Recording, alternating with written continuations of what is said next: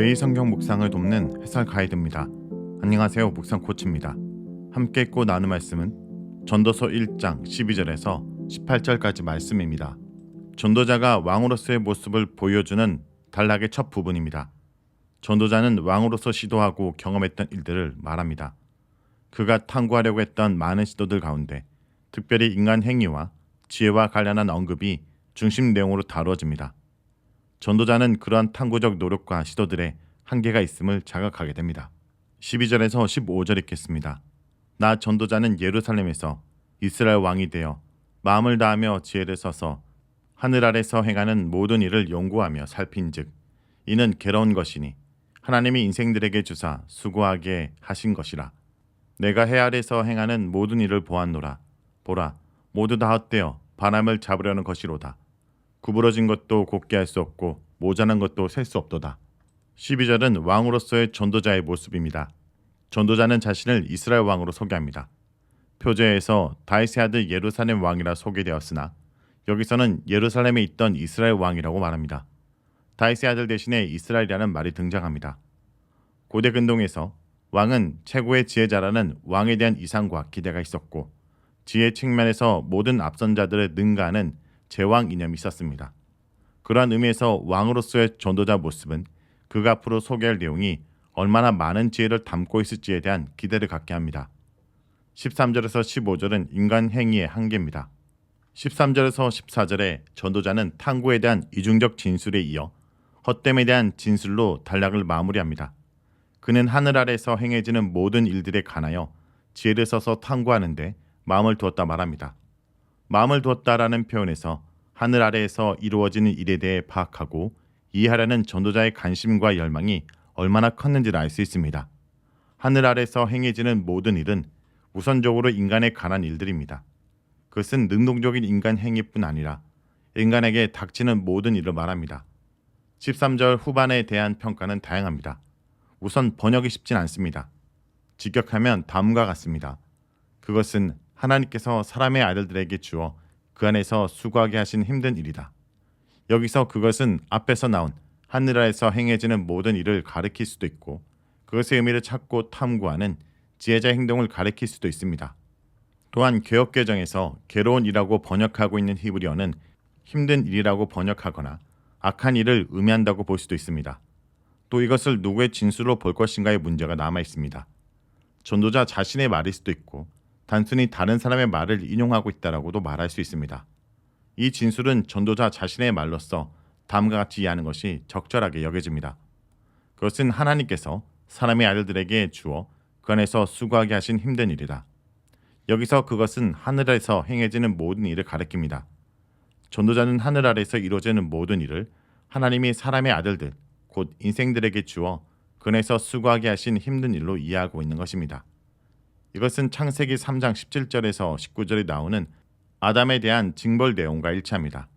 하지만 이 진술은 전도자의 마지막이 아닙니다.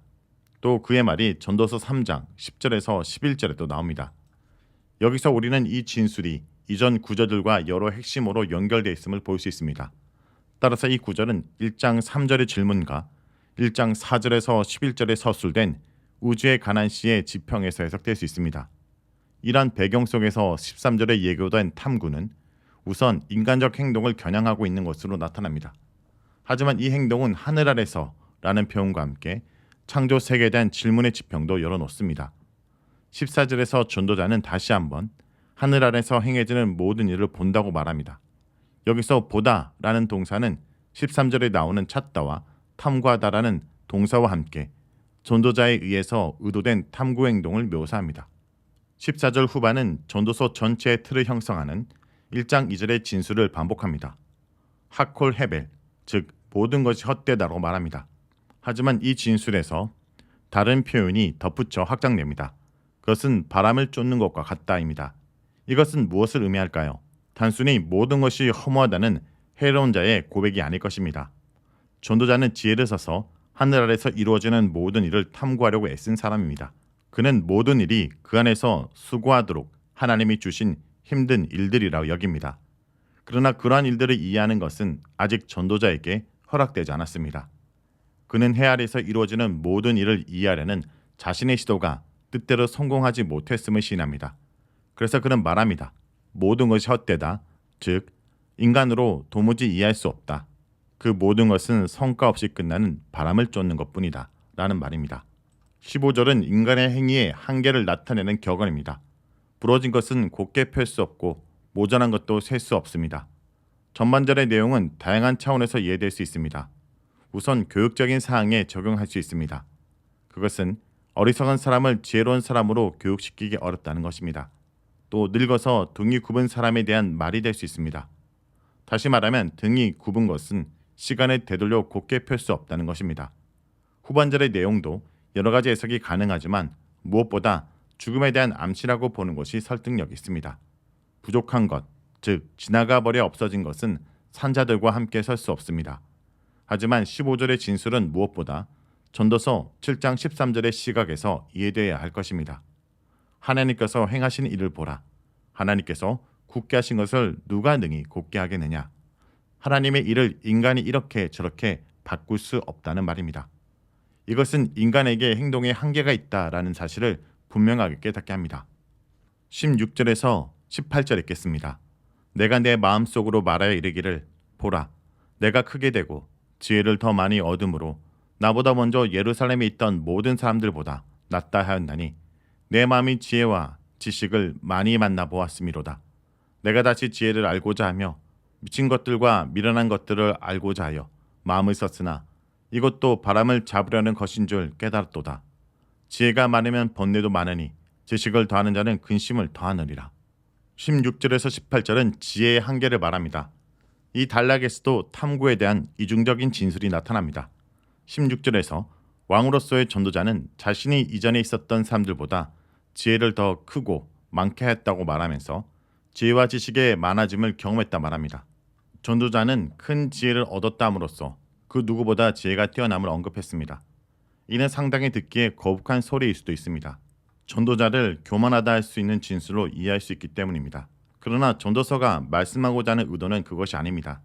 누구보다 뛰어난 지혜를 갖고 있는 전도자가 만약 그 안에서 의미를 찾지 못했다면 이제 누가 그 의미를 찾을 수 있겠느냐는 것입니다. 지혜자는 다시 지혜와 우매와 미친 것을 알고자 했는데 이것 역시 의미를 찾기 위한 목적이었습니다. 그러나 지혜의 앞면과 뒷면을 한 번에 보는 것이 불가능하듯 이런 그의 시도는 실패했습니다. 이런 실패로 끝난 시도를 통해 이건 역시 무의미함을 알게 되었습니다. 16절에서 17절에 언급한 내용을 전도자는 격언으로 결론을 맺습니다. 지혜를 찾는 가정은 물론이고 모든 것은 지혜에 관한 그의 생각이 부정적이었습니다. 지혜가 많으면 번뇌도 많으니 지식을 더하는 자는 근심을 더하느니라고 18절에 말합니다. 전도서에서 처음으로 지혜에 대한 비판을 하는 부분입니다. 많은 근심과 노력을 통해 지혜를 얻을 수 있습니다. 하지만 전도자는 고통의 수고와 지혜의 순서를 뒤집습니다. 이것이 전도자가 기존의 지혜를 취급하는 방식이기도 합니다. 그는 정통적인 격언 지혜를 수용하되 약간 비틀거나 본래 의도와 반대되게 방향을 바꿉니다. 많은 지혜는 많은 근심을 야기하고 아는 것은 오히려 고통을 증가시킨다는 말입니다. 우리 속담에 아는 것이 병이다 라는 말을 떠오르게 합니다. 자, 여기까지가 전도서 1장 12절에서 18절까지 말씀입니다. 오늘 말씀을 통해 우리는 무엇을 묵상하고 적용해야 할까요? 지혜로웠던 전도자도 자신의 지혜의 한계를 시인합니다. 하나님 없는 지성은 또 하나의 우상에 불과합니다. 성도 여러분, 나는 단순히 지식을 위한 지식을 추구하고 있지 않습니까? 나의 학문과 지식을 지나치게 가신하고 있지 않습니까? 많이 할수록 그에 대한 고통과 책임이 커집니다. 많이 할수록 악은 명백해지기 때문입니다. 지식 자체는 죄가 아니지만 지식을 통한 인생의 만족을 추구하려는 시도는 헛됩니다. 그래서 전도자는 자신의 지혜를 통해서는 인생의 참된 의미를 찾을 수 없다고 고백하고 있는 것입니다. 성도 여러분, 전도서에서 이렇게 지혜에 대해 무상함을 말하는 것은 지혜 자체의 헛됨을 말하는 것이 아니라 지혜의 근본이신 여호와를 깨닫고 알게 하기 위함입니다. 그러므로 오늘 우리는 세상이 주는 지혜를 쫓아 살아간 자가 아니라 우리의 부족한 지혜를 주님 앞에 시인하고 하나님이 주시는 지혜를 구하며 엎드린 자가 되길 간절히 기도드립니다.